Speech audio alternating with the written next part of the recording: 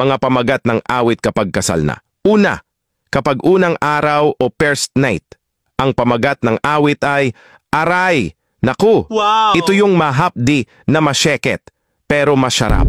Pangalawa, kapag 1 taon hanggang 5 taon ng kasal, ang pamagat ng awit ay araw-araw, gabi-gabi.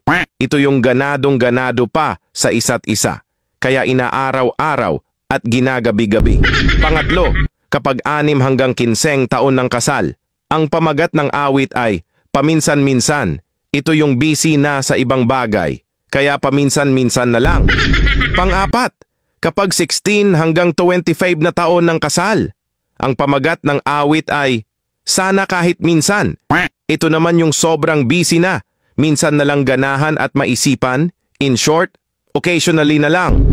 Panglima, kapag 26 hanggang 49 taon ng kasal, ang pamagat ng awit ay gaano kadalas ang minsan.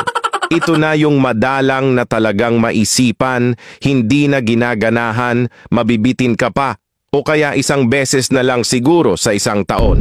Pang-anim, kapag 50 taon pataas ng kasal, ang pamagat na ng awit ay maalaala mo pa kaya? Ito na yung nakakalimutan na. Nalimutan na rin paano gawin. Nalimutan na paano simulan. Tanging alaala na lang. Oh, asang awit na kayo dyan? Paalala. Ito'y katuwaan lamang. Good vibes lang tayo.